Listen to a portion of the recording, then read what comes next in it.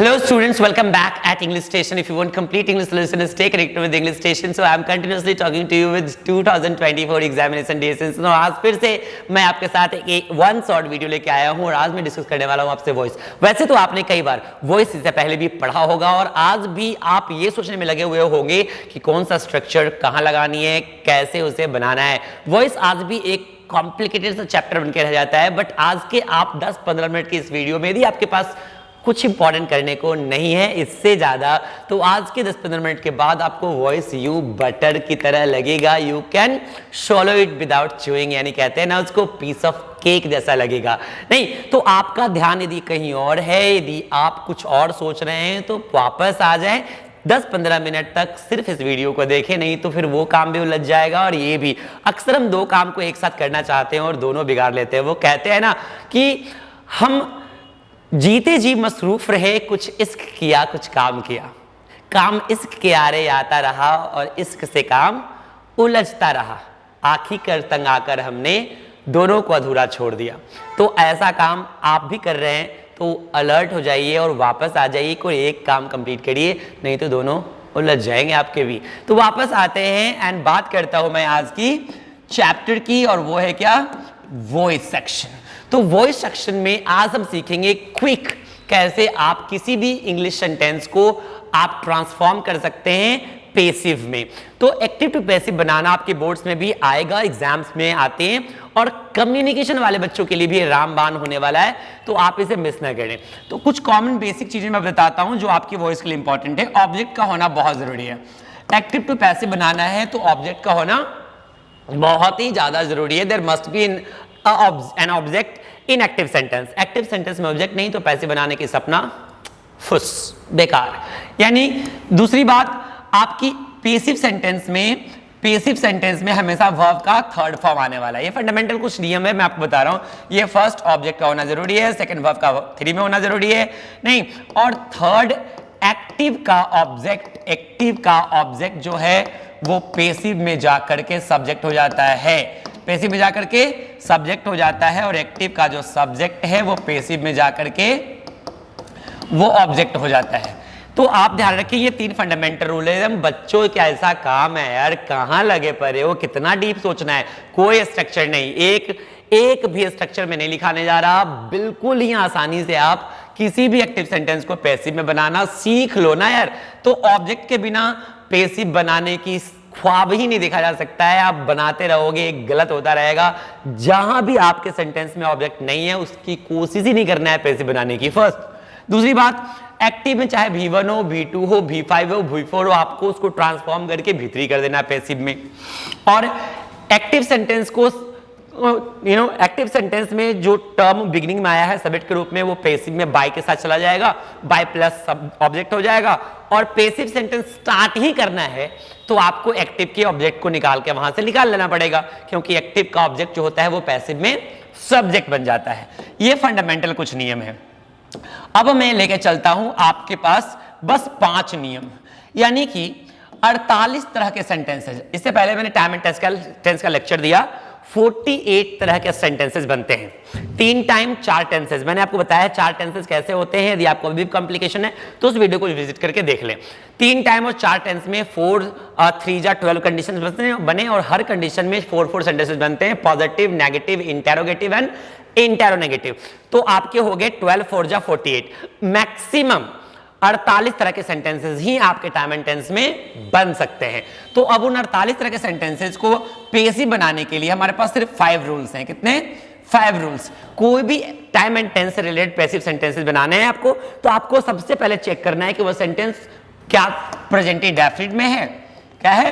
Present indefinite में है। यदि वह सेंटेंस प्रेजेंट इंडेफिनिट में है, यानी V1 या V5 देख के पहचानते हो, V1 ओरिजिनल फॉर्म, V5 ऐसी वाला फॉर्म, V1 ओरिजिनल फॉर्म और B5 ऐसी फॉर्म। मैं टाइम एंड टेंस में वर्ब पहचानने का तरीका बताया है, यदि आप उसको मिस किए तो फिर से जाकर देखिए। वर्ब फॉर्म यूं चुटकियों में आप पहचान सकते हैं बिना कुछ रटे।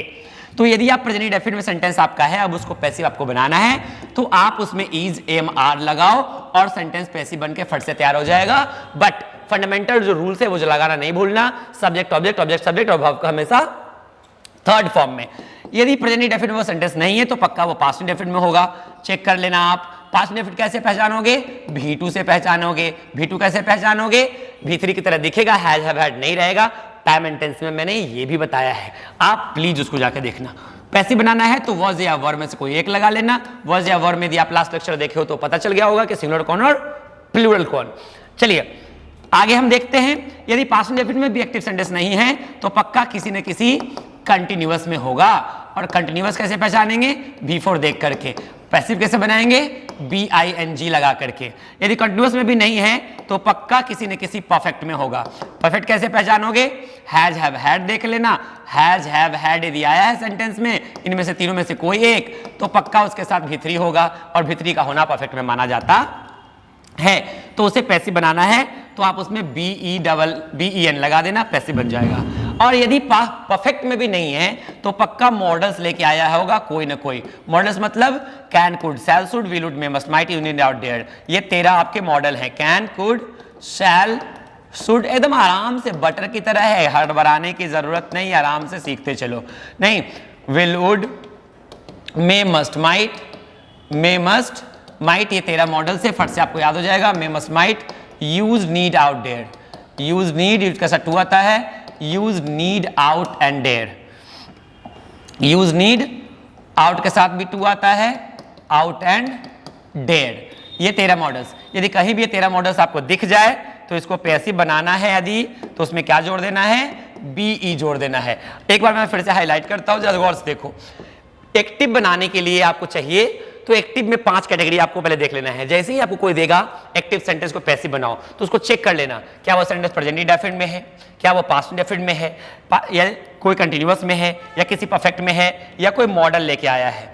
यदि ये पांचों में से कोई भी नियम में है तो सबका बनाने का तरीका दिया हुआ है। प्रेजेंट इंडेफिनिट को इज एम आर से बना लेना, पास्ट इंडेफिनिट में वॉज वर से बना लेना, कंटिन्यूअस वाले को बीइंग लगा के बना लेना, परफेक्ट वाले को बिन लगा के बना लेना, और मॉडल्स वाले को बी लगा के बना लेना। अब मैं इसको आपको देता हूं एग्जाम्पल्स। इसको मैं यहां साइड कर लूं, आप यहां नोट देखते रहना। एकदम देखिए सारे रूल्स आपके यहां लिखे हुए हैं, आप इसको स्क्रीनशॉट ले सकते हो, जो करना है जैसे करना है कर सकते हो। ये सारे रूल्स आपके यहां पे तैयार। अब हम एग्जाम्पल्स बनाने पे भिड़ते हैं। जैसे ही आपका सेंटेंस मिला, he is writing a book, एकदम आराम से, he is writing a book. सबसे पहला हमारा काम क्या होना चाहिए कि देखते हैं कौन सा फॉर्मूला में आया। तो देखिए V4, तो V4 मतलब कंटिन्यूअस वाले में आया, बीइंग लगा के बनेगा। बीइंग लगाने से पहले आप फंडामेंटल रूल बनाओ, ऑब्जेक्ट को सब्जेक्ट बनाओ। तो अब बुक, एक्टिव सेंटेंस से कुछ निकालना नहीं है तो यहाँ ये लगा हुआ है, ये लगा दिया। अब बुक पैसिव सेंटेंस बनाने के लिए कंटिन्यूअस वाले में बीइंग लगाते हैं, वो आपको V3 में तो राइट का रिटन, और ऑब्जेक्ट 10 सब्जेक्ट ऑब्जेक्ट हो जाएगा तो ही का हो जाएगा हिम। बन के सेंटेंस आपका तैयार। एकदम देखते रहिए, मस्त देखते रहिए।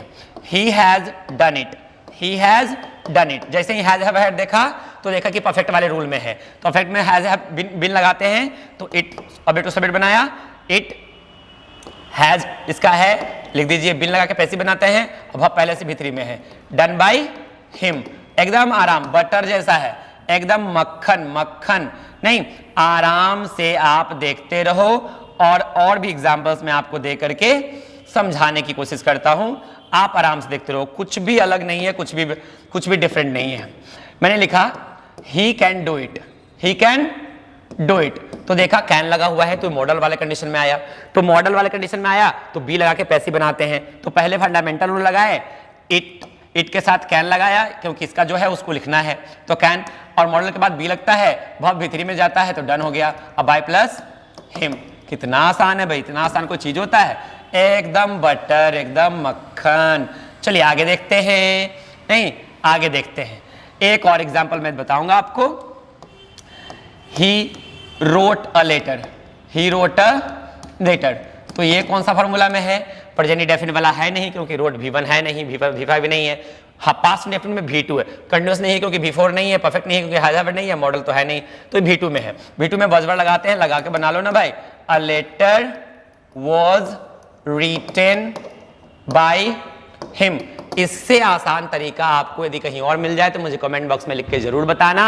और मैंने जो लेक्चर स्टार्ट होने से पहले जो सलाह दिया है उसको आपने नहीं भूलना, इधर उधर भटकने का नहीं, एग्जाम तक बिल्कुल फोकस करने का नहीं, एग्जाम तक दो नाव पे नहीं चलने का ना यार, नहीं एक काम कर लो ना, कम से कम दिल से कह सके ना कि हमने अपनी पूरी जान लगा दी, पूरी एफर्ट लगा दी, अपना 100% दिया। यदि मन से आप कहीं नहीं सकोगे तो रिजल्ट का एक्सपेक्टेशन क्यों करना, बिना कर्म का कौन सा फल मिल गया जो आपको मिल जाएगा। नहीं, आजकल तो बिना मेहनत किए आदमी को गाली बात भी नहीं मिलता यार, उसके लिए भी कुछ गलत हरकत करना पड़ता है। तो अच्छे काम करने के लिए कितनी मेहनत करनी पड़ेगी, आप इतने तो सोच पाते होगे।